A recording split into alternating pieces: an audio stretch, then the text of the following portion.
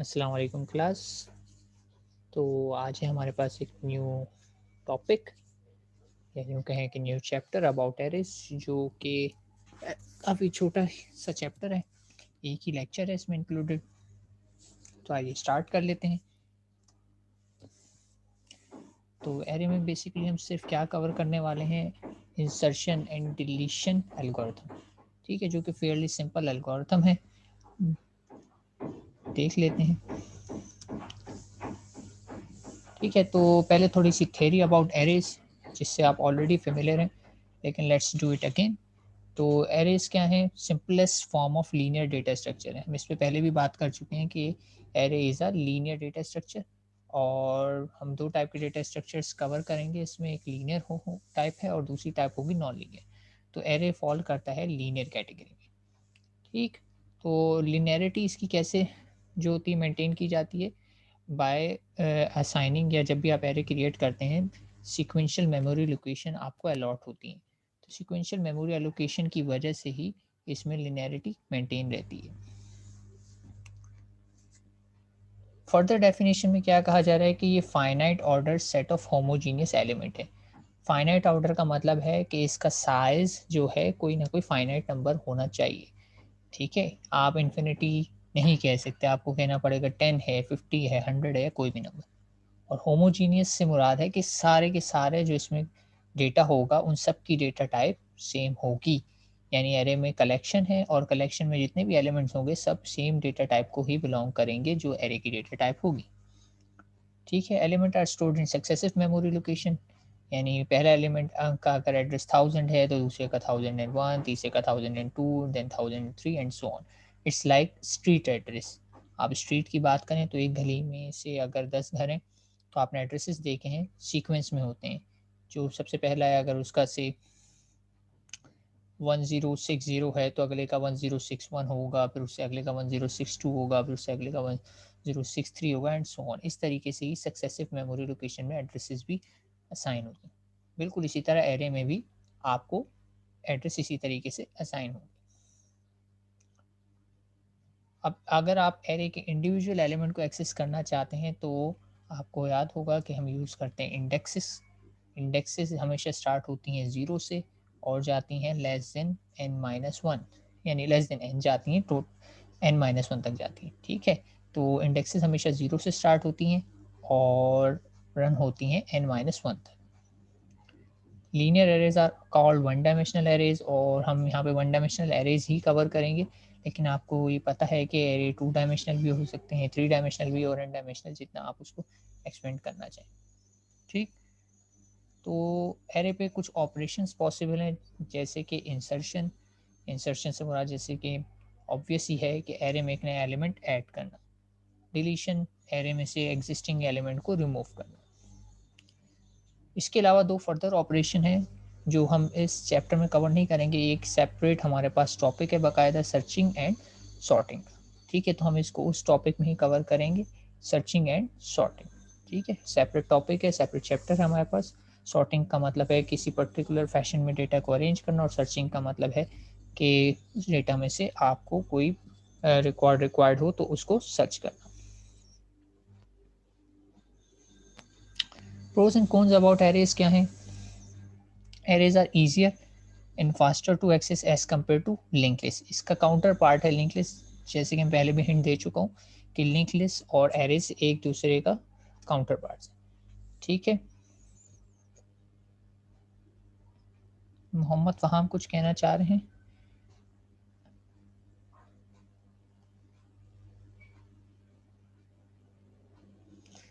चलिए, I don't get it, what is mean by double one.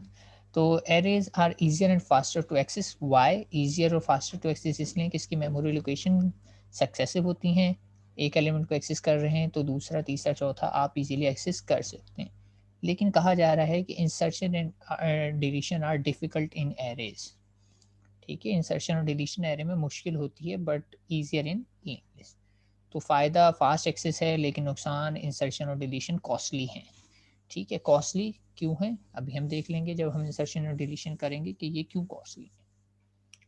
ठीक है, तो मज़ीद इंतज़ार किए बगैर हम स्टार्ट कर लेते हैं। About insertion and deletion in arrays. ठीक है, अगर इंसर्शन की बात की जाए तो लेट्स से यहाँ पर आपके पास ये एक एरे गिवन है, ठीक है। इनिशियली इसकी स्टेट है ये, यानी इसमें कुछ डेटा मौजूद है 96, 543, 27, 8, 119 और 35, और बाकी 3 स्पेसेस खाली। बताने का मतलब ये है कि मैं ये बताना चाह रहा हूँ कि एरे का साइज़ तो 10 है, लेकिन एरे की जो इस वक्त लेंथ है, यानी जितना इसमें डेटा मौजूद है, वो 7 है। तो अगर आप यहाँ पे ध्यान रहे दें, यहाँ पे मैंने एक फंक्शन लिखा हुआ है इंसर्ट, और इंसर्ट में बताया हुआ है ए में इंसर्ट करें 7, 71 और 3। इससे क्या मुराद है? इससे मुराद ये है कि ए तो है मेरे एरे का नाम, और 7 ये बता रहा है कि एरे की लेंथ क्या है। आपको याद होगा कि जब भी हम एरे को फंक्शन को किसी भी फंक्शन को पास करते हैं, तो मैंने बताया था कि आपको उसके साथ उसकी लेंथ भी प्रोवाइड करनी पड़ती है। तो ये दो पैरामीटर्स तो वही ओल्ड हैं कि इंसर्ट अगर करना है तो मुझे एरे का नाम बताना पड़ेगा और लेंथ भी बतानी पड़ेगी, ताकि मुझे पता रहे कि मैं लूप कहाँ तक करूँ, कितने एलिमेंट है मुझे पता रहे। तो ये 7 तो ये आ गई इसकी लेंथ, ठीक है। इसका साइज़ 10 है, लेकिन उस साइज़ में से 3 स्पेस यूटिलाइज़ नहीं हुए हैं, तो इसकी लेंथ है 7। फर्दर ये बता रहा है कि जो एलिमेंट ये इंसर्ट करवाना चाहता है वो है 71। इस एरे के अंदर 71 इंसर्ट करना चाहता है, और कहाँ इंसर्ट करना चाहते हैं ये लोकेशन भी बतानी पड़ती है। तो ये बता रहे हैं लोकेशन नंबर 3 पे, या इंडेक्स नंबर 3 पर इंसर्ट कराना है 71 को। यानी क्या चाह रहा है, ये फंक्शन जब भी कॉल होगा तो ये चाह रहे हैं कि इस जगह पर क्या प्लेस हो जाए, 71 प्लेस हो जाए। तो 71 यहाँ पे मुझे इंसर्ट कराना है। लेकिन अगर जिस तरीके से मैंने यहाँ पे 71 लिख दिया, अगर लिख दूँ तो क्या होगा? तो एरे की जो प्रीवियसली स्टोर्ड वैल्यू है वो ओवरराइट हो जाएगी, ठीक है। तो एरे की प्रीवियसली स्टोर्ड वैल्यू यहाँ पर क्या होगी, ओवरराइट हो जाएगी। तो मुझे जब भी इंसर्शन करनी होती है तो ये ध्यान रखना होता है कि प्रीवियसली स्टोर्ड डेटा रिटेन रहे और वो करप्ट ना हो, ठीक है। पुराना डेटा जो है वो ख़राब ना हो, ठीक है। इट्स लाइक कि आप क्लास में बैठे हैं, क्लास में से फर्स्ट रो में कुछ लोग बैठे हैं, सेकंड रो में कुछ लोग बैठे हैं, इस तरह पूरी क्लास फील्ड है। अब एक स्टूडेंट जो है हो सकता है लेट आता है, ठीक है, या हो सकता है पीछे से काफ़ी डिस्टर्ब कर रहा है क्लास को। उसको टीचर या मैं बुलाता हूँ, कहता हूँ बेटा आप आगे आके बैठ जाएँ। तो आगे अगर मैं उसे बुलाऊँगा, अगर आगे की रो कंप्लीटली फिल्ड है, तो मैं किसी स्टूडेंट को ऊपर तो नहीं बैठा दूँगा कि भाई आप इस जगह बैठ जाएँ। पहले मुझे क्या करना पड़ेगा, वो जगह को एम्प्टी करना पड़ेगा, उस प्लेस को अवेलेबल करना पड़ेगा। फिर उस स्टूडेंट को मैं वहाँ पे बिठा सकता हूँ जो जगह ऑलरेडी ऑक्युपाइड है। तो पहले उस प्लेस को मुझे वैकेंट करना पड़ेगा, ठीक है? और फिर उस प्लेस पर मैं किसी न किसी स्टूडेंट को बिठा सकता हूँ जिसको मैं चाहूँ। तो इंसर्शन बिल्कुल यही सिनेरियो है कि अगर मुझे किसी को बिठाना है किसी प्लेस पर, तो उससे पहले मुझे वो जगह वैकेंट करनी पड़ेगी, और जो ऑलरेडी प्रेज़ेंट डेटा है, यहाँ पे एक्जिस्टिंग डेटा है, उसको किसी सिक्योर लोकेशन पे मूव करना पड़ेगा, ठीक है? तो अब ये काम करना है मुझे। तो आपसे सवाल है ये मैं काम कैसे कर सकता हूँ? सजेशन दीजिए, सजेस्ट करें कि ये काम कैसे हो सकता है? चैट बॉक्स में आप सजेस्ट कर सकते हैं, या अगर आप हैंड रेज़ कर दें तो मैं आपका अनम्यूट कर देता हूँ। आप सजेस्ट करें कि मैं क्या स्टेप्स करूँ इस एरे के साथ कि 71 भी इंसर्ट हो जाए और बाकी डेटा भी रिटेन रहे। जगह मैं इधर-उधर कर सकता हूँ आगे-पीछे, तो किस तरीके से करूँ?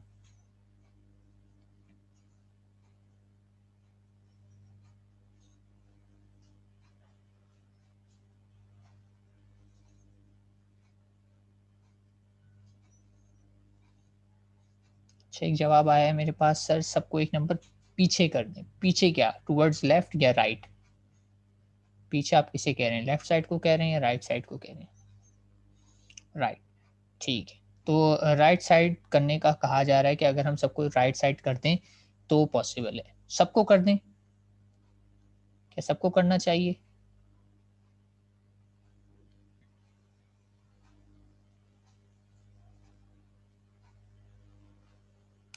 तो इसका जवाब ये है कि मुझे सबको राइट पे मूव करने की ज़रूरत नहीं है, और राइट पे ही करना है। मैं लेफ्ट पे नहीं कर सकता, क्योंकि लेफ्ट साइड पे मेरे पास वैकेंट स्पेस नहीं है, ठीक है? ऐसा होता है ना कि कोई बंदा आता है, कहते हैं यार मूव ऑन, एक सीट आगे हो जाओ, एक सीट आगे हो जाओ, एक सीट आगे हो जाओ। इस तरीके से सब थोड़ा-थोड़ा मूव ऑन होंगे तो प्लेस बन जाती है, ठीक है? तो अगर वही वाली बात है कि हम किसी भी रैंडम ऑर्डर में मूव नहीं कर सकते। फ़र्ज़ करें ये एरे सॉर्टेड एरे है। सॉर्टेड है तो आप समझ सकते हैं कि मैं ऐसा नहीं कर सकता कि यहाँ से 27 को निकालूँ और ले जाके लास्ट लोकेशन पे प्लेस कर दूँ, और फिर 71 को यहाँ रख लूँ। अगर ऐसा किया तो फिर मुझे सॉर्टिंग दोबारा से करनी पड़ेगी, मेरा ऑर्डर हो सकता है मैटर करता हो सकता है ना करता हो। तो मुझे क्या करना है, ऑर्डर भी मेंटेन रखते हुए इस एरे को शिफ्ट करवाना है, ठीक है? और शिफ्ट सिर्फ़ उन्हें करवाना है जिस लोकेशन पे मुझे इंसर्ट करना है, जो अफ़ेक्ट होने वाले हैं। तो यहाँ से मुझे 35 को मूव करना है, 119 को मूव करना है, 8 को मूव करना है और 27 को मूव करना है। तो जब ये मैं मूव कर दूँगा, तो मेरे पास 27 वाली जगह वैकेंट हो जाएगी, यानी इंडेक्स नंबर 3 वैकेंट हो जाएगी। फिर मैं इंडेक्स नंबर 3 पे सिंपली क्या कर दूँगा, प्लेस कर दूँगा 71, ठीक है? तो ये कैसे किया जाएगा? सिंपल मूव करना है मुझे सबको, तो मूव करना कोई मुश्किल नहीं है। मैं सिंपली एक-एक एलिमेंट को पिक करता हूँ और आगे मूव करना शुरू कर देता हूँ। तो ये 4 एलिमेंट मेरे आगे चले गए, ठीक है? क्योंकि एरे में आगे मेरे पास जगह थी, तो एरे में ये सब आगे बढ़ गए। कीप इन माइंड अब एरे में एलिमेंट की जो लेंथ है वो बढ़ गई है, ठीक है? पहले इसमें 7 थे, अब इसमें 8 हो चुके हैं। लेकिन 27 2 दफ़ा है, अभी 27 मैंने यहाँ से हटाया क्यों नहीं, एम्प्टी क्यों नहीं शो किया? क्योंकि एम्प्टी जैसी कोई चीज़ नहीं होती, डेटा मौजूद रहता है। और बात ये है कि अगर वो मेरे काम का नहीं होता तो मैं उसे कह देता हूँ गार्बेज। लेकिन यहाँ पे 27 मौजूद है तब तक जब तक कि मैं इसे ओवरराइट ना कर दूँ। तो यहाँ पे 27 मौजूद है जब तक मैं इसे ओवरराइट ना कर दूँ।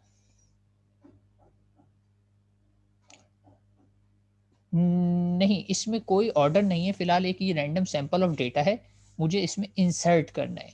इंसर्ट क्या करना है मुझे, यहाँ पे ये कहा गया है कि 71 को इंसर्ट करें इंडेक्स नंबर 3 पर, यानी इस प्लेस पर मुझे इंसर्ट करना था।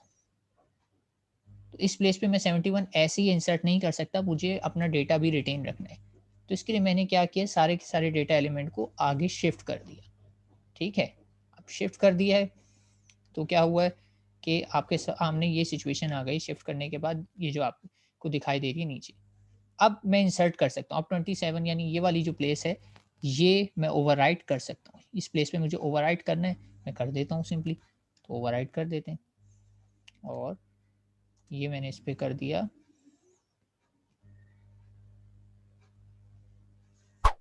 ओवरराइट, ठीक है? पोजीशन नंबर 3 पे क्या हो गया, मैंने 71 को प्लेस कर दिया। पोजीशन नंबर 3 पे मैंने क्या प्लेस कर दिया, 71। पोजीशन नंबर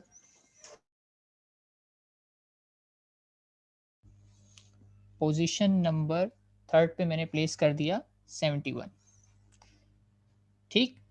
तो इस तरीके से मैंने without losing data, existing data को एक नया एलिमेंट एरे में इंसर्ट कर दिया, ठीक है? काफ़ी स्ट्रेट फॉरवर्ड एल्गोरिथम है, कुछ भी नहीं करना मुझे, उसके लिए प्लेस बनानी है, सबको एक-एक शिफ्ट करते हुए टुवर्ड्स राइट, और जब प्लेस अवेलेबल हो जाती है, तो मुझे उस प्लेस पे सिंपली डेटा को कर देना है इंसर्ट। तो इसको एक मरतबा और रन करके देख लेते हैं।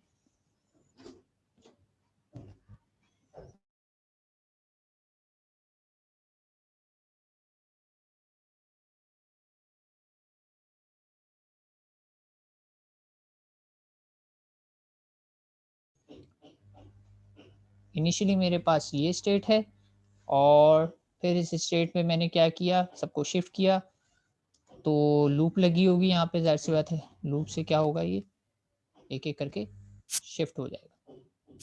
35 आगे, 119 ने उसको ओवरराइट किया, 8 ने उसको ओवरराइट किया, 27 इसे ओवरराइट कर दिया। Then last step is finally मैंने 71 को इसकी जगह पर प्लेस कर दिया।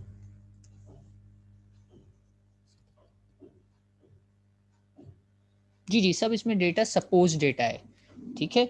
लेकिन क्या इंसर्ट करना है ये मुझे बताया गया है। पहले से सब कुछ मौजूद था, ये मैंने खुद ही से सपोज़ किया कि 71 इंसर्ट करना है 3rd लोकेशन पे। हो सकता है मैं 90 इंसर्ट करना चाहूँ 5th लोकेशन पे, हो सकता है मैं 2 इंसर्ट करना चाहूँ, किसी भी लोकेशन पे कोई भी डेटा इंसर्ट करना पड़ सकता है, लेकिन प्रिंसिपल रिमेन्स सेम।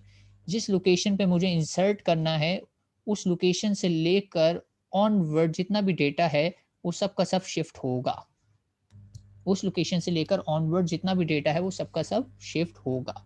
यानी अगर मुझे इंसर्शन करनी है से इस लोकेशन पर, यानी यहाँ पे इंसर्ट करनी है, तो इस लोकेशन से ऑनवर्ड सारा का सारा डेटा जो है टुवर्ड्स राइट शिफ्ट होगा। इस केस में सिर्फ 4 एलिमेंट शिफ्ट हुए हैं, अगर ये केस होता तो 1 2 3 4 5 6 एलिमेंट शिफ्ट हो जाते। और अगर पहली लोकेशन पे कह देता तो सारा का सारा डेटा शिफ्ट हो जाता।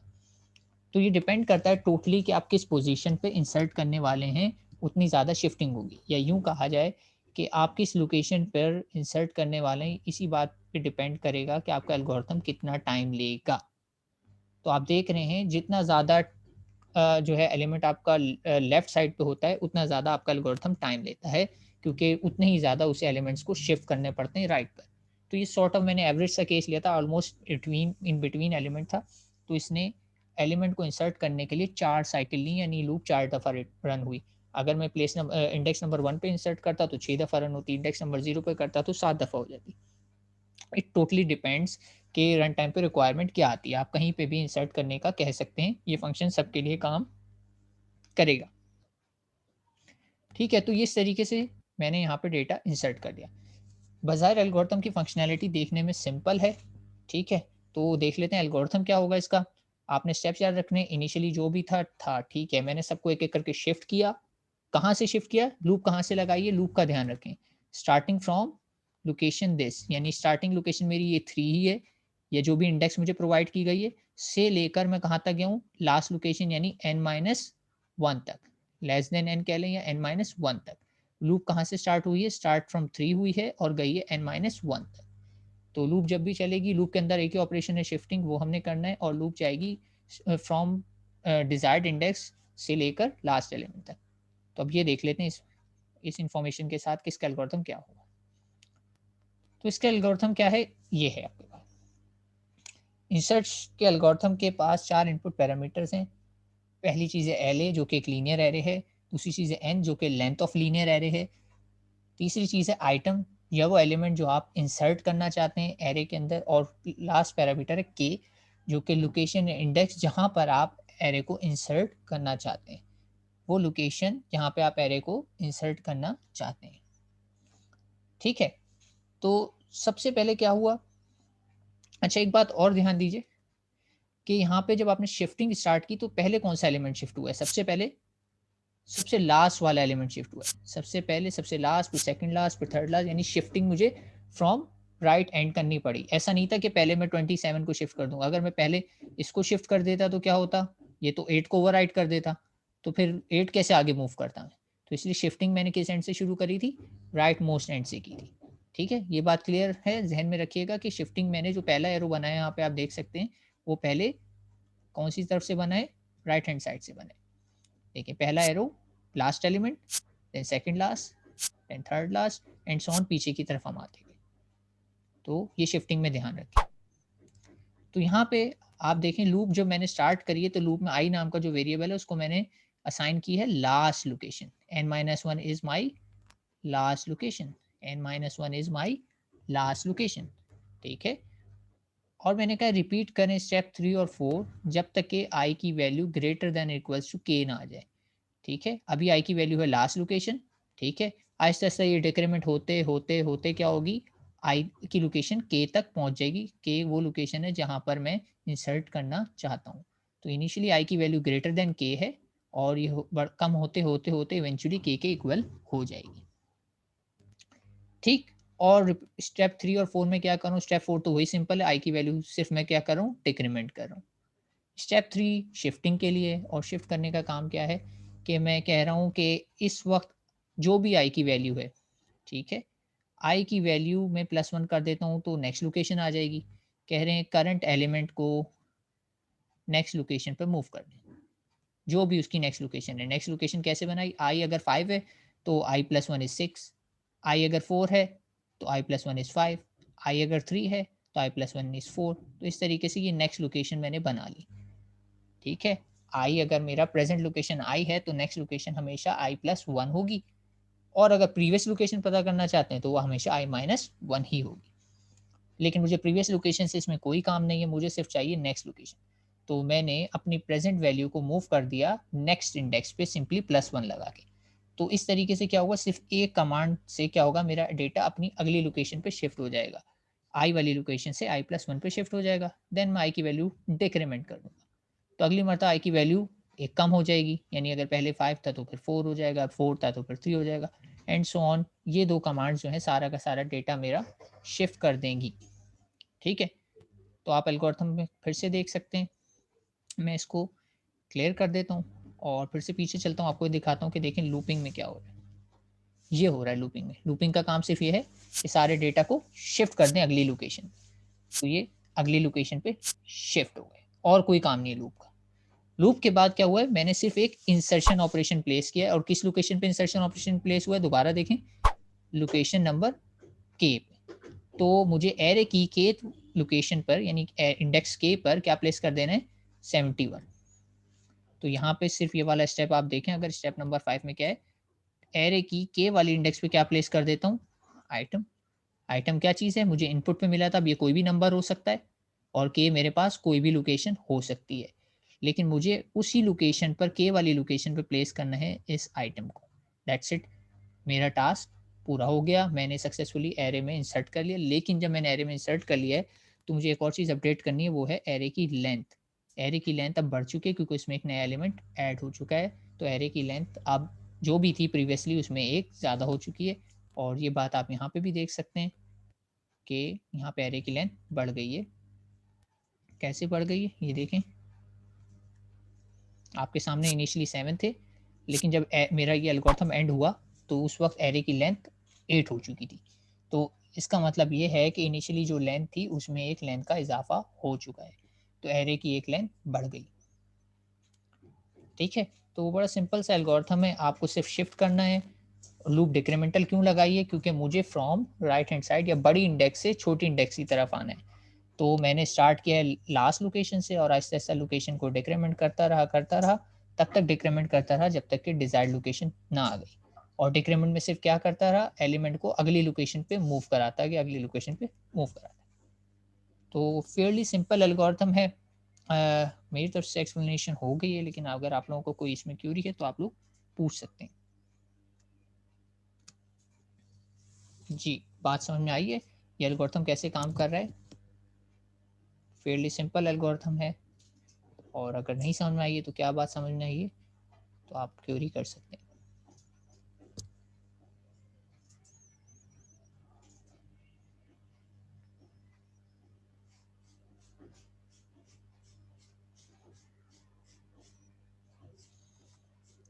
अच्छा, रिकैप के लिए फिर मैं वही कहूँगा कि ये रिकॉर्डेड लेक्चर है, ठीक है? तो आप दोबारा से इसको सुन सकते हैं, क्योंकि रिकैप में क्या है कि टाइम जो है ना वेस्ट हो जाता है, ठीक है? अगला एल्गोरिथम बताता हूँ, वो भी बिल्कुल इसी तरह है, दोनों को कंपेयर करेंगे तो होपफुली जो थोड़ी बहुत कन्फ्यूजन है वो क्लियर हो जाएगी, ठीक है? तो पूरा रिकैप नहीं कर सकूँगा, अगर कोई छोटी-मोटी क्यूरी है तो वो मैं बता देता हूँ, लेकिन पूरा रिकैप करने ज़ाहिर-सी बात है उतना ही टाइम दोबारा से आएगा और रिकॉर्डेड लेक्चर में आप लोगों का भी टाइम वेस्ट होगा और मेरा भी। तो मैं इसको रिपीट बिल्कुल नहीं कर रहा शुरू से, आप रिकॉर्डेड है, देख लीजिए। हम आ जाते हैं डिलीशन पर। तो डिलीशन क्या है? डिलीशन करनी है बिल्कुल वही वाली बात कि अगर मैं एरे में से कहीं बीच से कोई एलिमेंट निकाल दूँ, ठीक है? यहाँ पे जो मैंने एग्जांपल कंसिडर की है वो ये की है कि मुझे एरे है मेरे पास ए और उसकी लेंथ है 8, इसमें 8 एलिमेंट मौजूद हैं और कहा जा रहा है चौथी लोकेशन से यानी इंडेक्स नंबर 4 से डेटा निकाल दें। इंडेक्स नंबर 4 कौन-सी ये रही, इंडेक्स नंबर 4 से डेटा निकाल दें यानी मैं इसमें से 8 को निकालना चाहता हूँ। अब अगर 8 मैं यहाँ से निकाल देता हूँ तो ये प्लेस समझ लें एक तरीके से खाली हो गया। तो मैं इस प्लेस को खाली तो नहीं छोड़ सकता, खाली छोड़ूँगा तो वो गार्बेज भी मेरे डेटा का पार्ट रहेगा, मुझे एलिमेंट्स को थोड़ा-सा मूव अराउंड करना है। तो अब बताइए अब क्या करूँ? कौन से एलिमेंट्स को मूव करूँ कि डेटा के बीच में गैप्स ना आए? जी क्लास सजेस्ट मी कि अब मैं कैसे मूव करूँ? फ्रॉम राइट मूव करूँ या फ्रॉम लेफ्ट मूव करूँ? ये बता दीजिए। लेफ्ट साइड से मूव करूँगा तो क्या होगा? लेफ्ट साइड से मूव करूँ या लेफ्ट साइड पर मूव करूँ?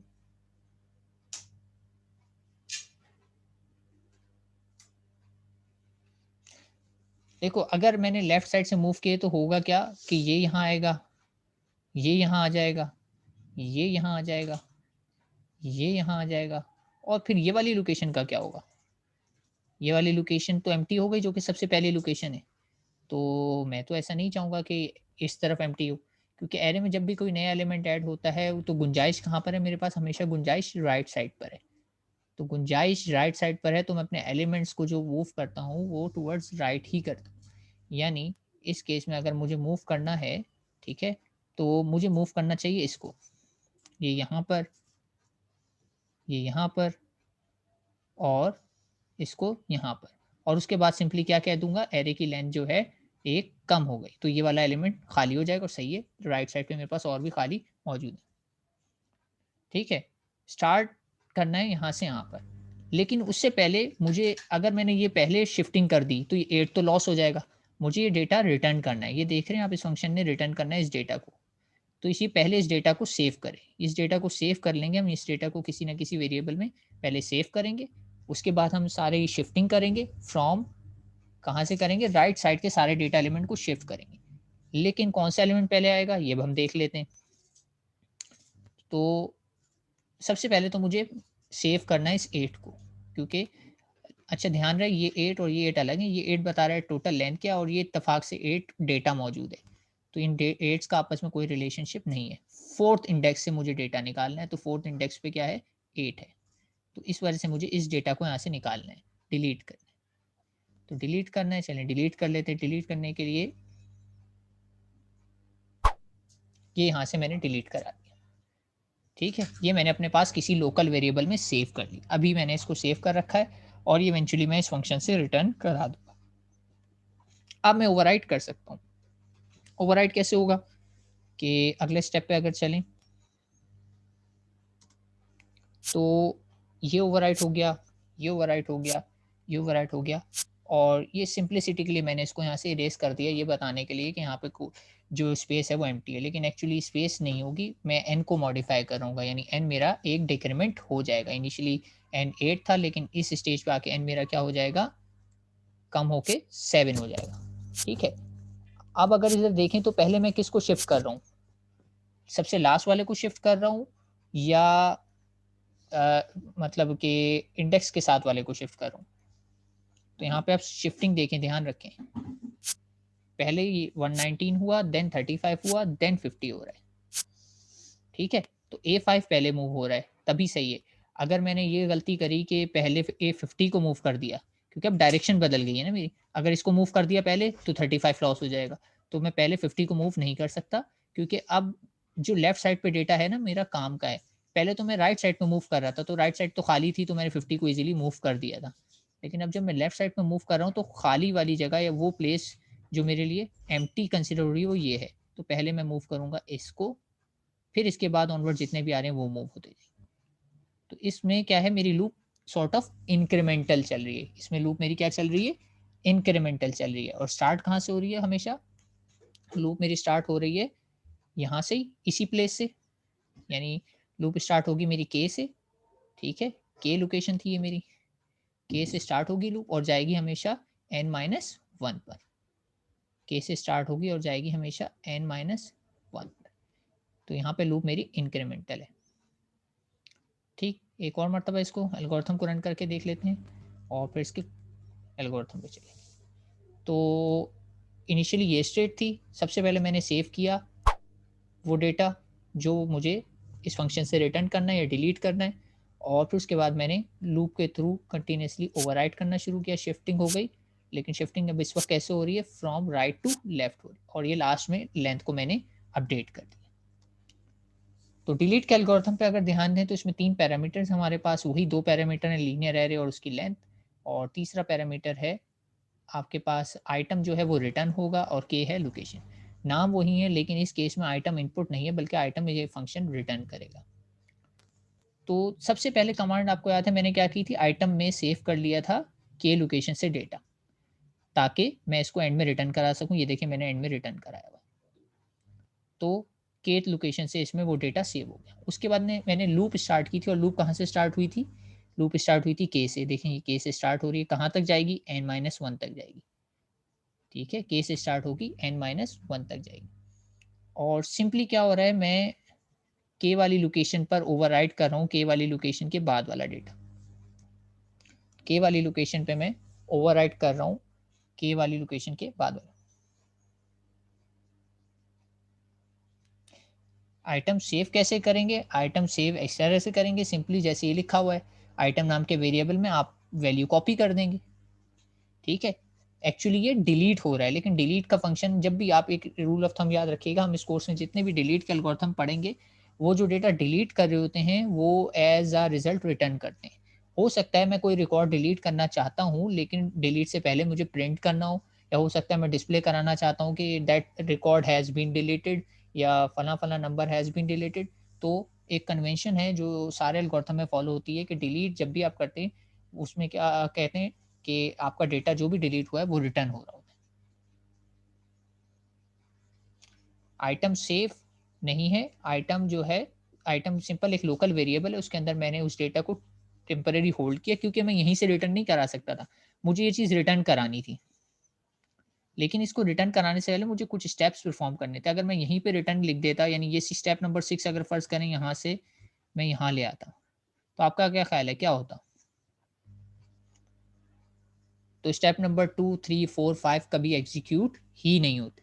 तो एक्चुअल डिलीशन परफॉर्म नहीं होती। बस मैंने क्या किया होता, उस लोकेशन से एक एलिमेंट निकाल के देना। तो ये डिलीशन तो ना हुई, ये तो सिर्फ क्या हुआ कि आपने पर्टिकुलर इंडेक्स से डेटा को सिर्फ रिटर्न करा दिया। मैं ये नहीं कराना चाहता, मैं पहले उसको निकाल लेता हूँ, ठीक है, फिर उसको एरे के अंदर स्टेट अपडेट करता हूँ, एरे को मॉडिफाई करता हूँ कि अब एरे के अंदर ये डेटा मौजूद नहीं है, देन रिटर्न करा। तो आप इसे देखें कैसे काम कर रहा है ये। लूप स्टार्ट हुई है के से इस मर्तबा और जाएगी n-1, यानी लूप मेरी इंक्रीमेंटल है, इसलिए आप देखें हमेशा स्टेप में मैं j+1 कर रहा हूँ।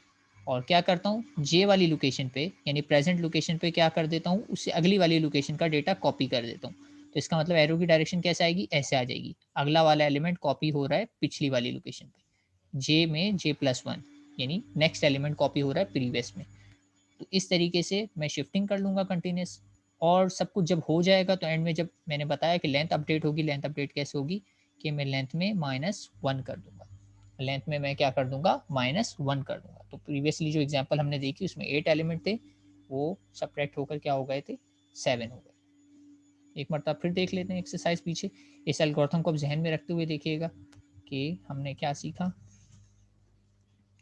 इनिशियली हमारे पास ये स्टेट है, मुझे इंडेक्स नंबर 4 से डेटा रिमूव करना है, तो मैंने सबसे पहले उस डेटा को रिमूव किया और ये रिमूव होकर आ गया मेरे पास एक टेम्परेरी लोकल वेरिएबल। उसके बाद मैंने सबको शिफ्ट करना शुरू किया, ये शिफ्ट होते गए और शिफ्ट के बाद फाइनली लास्ट में मैंने एन को अपडेट कर दिया।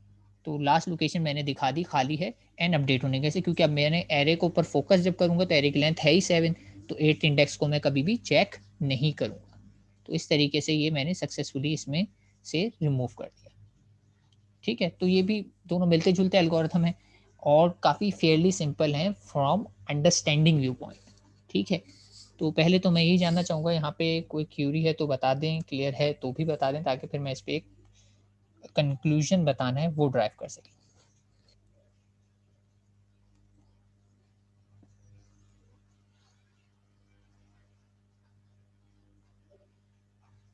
n-1 is the last element location. n-1 क्या होता है, एरे में अगर n एलिमेंट हैं तो पहले एलिमेंट की इंडेक्स होती है 0, दूसरे की होती है 1, तीसरे की होती है 2, और इसी तरह लास्ट एलिमेंट की लोकेशन क्या होती है, n-1। और n वेरी करता है, हमेशा मेरे पास एरे की लेंथ 7 तो नहीं होगी, n 100 भी हो सकता है, n 500 भी हो सकता है। n तो मैंने बताया ना, हमने एक जनरलाइज तरीका यूज़ किया है, general way, generic way of representing N. N का मतलब है ये कोई भी नंबर हो सकता है, ठीक है, और n-1 का मतलब ये हुआ कि जो भी नंबर होगा उससे एक कम। ठीक है, और मैंने चूंकि एक एलिमेंट कम कर दिया है तो स्टेप 5 में मैंने n-1 कर दिया। अगर एक से ज़्यादा डिलीट करने होंगे तो ये एल्गोरिथम मुझे 2 दफ़ा कॉल करना पड़ेगा। ठीक है, एक वक्त में एक ही डिलीट होता है, यानी अगर मुझे एक से ज़्यादा डिलीट करने हैं तो 2 मरतबा मैं डिलीट के एल्गोरिथम को कॉल कर दूंगा, सिंपल। हाँ, j+1 एल्गोरिथम में कोई चेंज नहीं आएगा। देखो, एल्गोरिथम मेरा एक स्टैंडर्ड है, एक एलिमेंट डिलीट करने के लिए ये एल्गोरिथम है, तो 2 दफ़ा डिलीट करने होंगे तो अपने मेन फंक्शन में 2 दफ़ा मैं डिलीट का एल्गोरिथम कॉल कर दूँगा, सिंपल। तो मुझे 2 दफ़ा तो करने की, फिर तो मसला वो है ना कि अगर मैं 2 वाला एल्गोरिथम अलग बनाता हूँ, फिर कल को एक ही रिक्वायरमेंट आती है, अगर मुझे 3 एलिमेंट डिलीट करने हो तो, फिर मुझे 3 का एक और बनाना पड़ेगा। फिर कोई कहे मुझे 4 एक साथ डिलीट करने वाला चाहिए, तो फिर वो 4 का अलग बनाना पड़ेगा। तो बेहतर ये नहीं है कि मैं एक वाला बना लूँ और फिर उसी को कॉपी पेस्ट कर दूँ, 4 दफ़ा कॉल कर लूँ, 5 चाहिए तो 5 दफ़ा कॉल कर लूँ, 10 चाहिए तो 10 दफ़ा कॉल कर लूँ, सिंपल। क्या ख़्याल है इस बारे में? एक एलिमेंट डिलीट करने वाला मेरे पास सॉल्यूशन है, उसी को मैं चाहूँ तो 2 के लिए भी इस्तेमाल कर सकता हूँ, उसी को चाहूँ तो 3 के लिए भी कर सकता हूँ। डिपेंड करेगा कि मुझे जितनी मरतबा डिलीट करना है, मैं उतनी दफ़ा उस पर्टिकुलर फ़ंक्शन को कॉल कर लूँ। सही है? तो आप लोगों के क्वेश्चन से मुझे अंदाज़ा हो रहा है कि काफ़ी हद तक बात समझ में आ रही है। ठीक है? तो थोड़ी देर पहले मैं उस बात पे आता हूँ जो मैंने कही कि अभी मैंने कहा था कि इंसर्शन और डिलीशन एरे में कॉस्टली है, जबकि लिंक्ड लिस्ट में आसान है। लेकिन अभी हमने ये एल्गोरिथम पढ़े तो ये तो इतने डिफ़िकल्ट नहीं है, तो कॉस्टली कैसे हुई? तो कॉस्टली वाली बात जो थी वो कॉस्टली जो हमेशा हम कॉस्ट की बात करते हैं ना, वो हमारे व्यू पॉइंट से थोड़ी है। हमने तो एक दफ़ा एल्गोरिथम लिख देना है, ये हमने लिख दिया सिंपल सा। लेकिन कॉस्टली इसलिए कि जब भी ये कंप्यूटर एग्ज़ीक्यूट करेगा तो उसको बहुत ओवरहेड फेस करना पड़ेगा। जैसे कि इस एल्गोरिथम की अगर बात करूँ,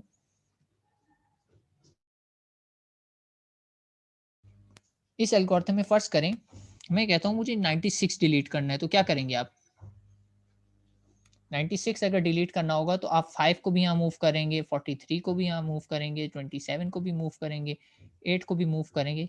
यानी आपको बहुत सारे शिफ्ट ऑपरेशन परफ़ॉर्म करने पड़ेंगे और ये टोटली डिपेंड करता है कि आपने कौन-सा एलिमेंट डिलीट किया है। अगर आपने सबसे पहला डिलीट कर दिया, हमेशा ही सबसे पहला डिलीट कर दिया, तो आपको पूरा के पूरा एरे जो भी राइट साइड पे सब शिफ्ट करना पड़ेगा। ठीक है? यानी n-1 शिफ्ट्स ऑपरेशन परफ़ॉर्म होंगे, यानी लूप आपकी n-1 टाइम चलेगी। ठीक है? तो ये तो सिर्फ़ 7 एलिमेंट हैं। कहीं एलिमेंट 10,000 हुए राइट साइड पे तो 10,000 शिफ्ट ऑपरेशन, 10,000 एलिमेंट के बदले आपको 9999 शिफ्ट ऑपरेशन परफ़ॉर्म करने पड़ेंगे। 100 हुए तो 99 शिफ्ट ऑपरेशन परफ़ॉर्म करने पड़ सकते हैं। तो ये तो काफ़ी बड़ा कॉस्ट है। ठीक है? यानी शिफ्ट ऑपरेशन का मतलब लूप का चलना, और लूप जितनी दफ़ा चलेगी तो इतना टाइम आपका एल्गोरिथम लेगा। तो आप देख रहे हैं इसमें कि पोज़ीशन जितनी छोटा नंबर इंडेक्स का होगा, उतना ज़्यादा कॉस्टली आपका एल्गोरिथम हो सकता है। तो इसीलिए कहा गया था कि एरे के एल्गोरिथम ये दोनों इंसर्शन और डिलीशन बज़ाहिर यानी ह्यूमन व्यू पॉइंट या प्रोग्रामर व्यू पॉइंट से इम्प्लीमेंटेशन इसकी बहुत आसान है। लेकिन ये परफ़ॉर्मेंस वाइज़ बैड एल्गोरिथम हैं। परफॉर्मेंस वाइज़ ये दोनों बैड एल्गोरिथम हैं क्योंकि ये बहुत ज़्यादा टाइम लेते हैं। इनकी टाइम कॉम्प्लेक्सिटी डायरेक्टली डिपेंडेंट है n पर। ठीक है? इनकी टाइम कॉम्प्लेक्सिटी डायरेक्टली डिपेंडेंट है n पर। ठीक है? अच्छा, इनकी वैसे टाइम कॉम्प्लेक्सिटी क्या होगी? मैंने लिखी नहीं है, लेकिन आप लोग अगर बता दें मुझे इस एल्गोरिथम की बिग ओ क्या आएगी? इंसर्शन और डिलीशन की बिग ओ क्या आएगी? जी, एनीवन? इंसर्शन के एल्गोरिथम की बिग ओ क्या आएगी और डिलीशन के एल्गोरिथम की बिग ओ क्या आएगी?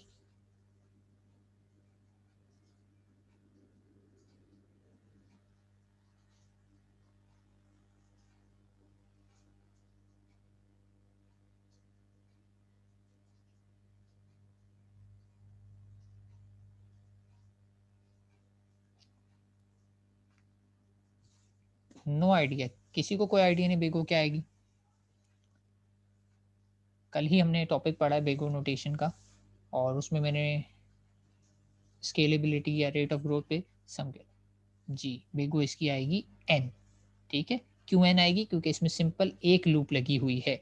वर्स्ट केस सिनेरियो की भी बात कर लें तो वर्स्ट केस सिनेरियो यही है ना इसका। वर्स्ट केस सिनेरियो क्या है कि मैं इस एलिमेंट को डिलीट करा दूं, तो उस केस में भी मेरी लूप कितनी दफ़ा चल जाएगी? मैक्सिमम n-1 टाइम चलेगी। n-1 टाइम मेरी अगर टाइम कॉम्प्लेक्सिटी आएगी तो मैं उसकी बिग ओ निकालूँगा तो 1 तो जो होगा ड्रॉप हो जाएगा। तो 1 ड्रॉप हो जाएगा तो मेरे पास सिर्फ़ और सिर्फ़ बिग ओ में क्या रह जाएगा? ये फैक्टर रह जाएगा n का। ठीक है? तो दोनों एल्गोरिथम की टाइम कॉम्प्लेक्सिटी मेरे पास O ऑफ़ n आएगी। ठीक है? तो O ऑफ़ n आ रही है मेरे पास टाइम कॉम्प्लेक्सिटी। अब अगर n बढ़ता जाएगा तो आप समझ सकते हैं कि मेरा टाइम भी बढ़ता जाएगा। ठीक है? तो बज़ाहिर इम्प्लीमेंटेशन वाइज़ ये एल्गोरिथम बहुत सिंपल हैं, लेकिन ड्रॉबैक इनका ये है कि ये कॉस्टली हैं, क्योंकि इसमें बहुत सारे शिफ्ट ऑपरेशन इन्वॉल्व हो जाते हैं। इसके बरक्स जो आपका लिंक लिस्ट का एल्गोरिथम है, उसमें जब हम पढ़ेंगे तो आप लोग देखेंगे कि इंसर्शन और डिलीशन आसानी से हो जाती है, यानी कंप्यूटर के व्यू पॉइंट से इतना कॉस्ट या ओवरहेड नहीं आता। ठीक है? तो बताने की बात ये थी कि सबसे सिंपलेस्ट एल्गोरिथम है फ्रॉम इम्प्लीमेंटेशन व्यू पॉइंट, लेकिन जब ये कंटिन्यूसली रन होंगे, रियल सिनेरियो में आएंगे, तो ये टोटली डिपेंड करेंगे कि आपने कौन सा डेटा इंसर्ट या डिलीट किया है, और उस बेस पे टाइम कंज्यूम करेंगे। ठीक है, चैप्टर में बस यही दो बातें थी एरे से रिलेटेड, और इसकी कुछ प्रैक्टिस प्रॉब्लम है आपके लिए, इसे ट्राई कर लीजिएगा। टाइम कॉम्प्लेक्सिटी फाइंड आउट करनी है इंसर्शन और डिलीशन एल्गोरिथम की। मैंने नहीं कराई, लेकिन आपको रिजल्ट में ऑलरेडी बता चुका हूँ इसका क्या आएगा, बिगो जो आएगी अभी हमने कंक्लूड कर लिया।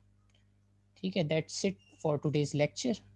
अगर आप लोगों को कोई क्यूरी है तो आप पूछ सकते हैं, वरना फिर हम लेक्चर कंक्लूड करते हैं।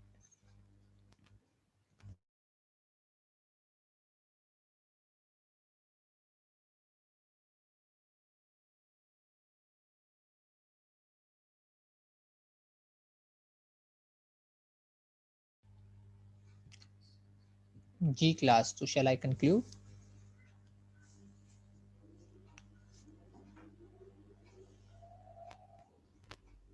चलें तो फिर मैं लेक्चर को कंक्लूड करता हूँ। टिल नेक्स्ट टाइम, अल्लाह हाफिज़।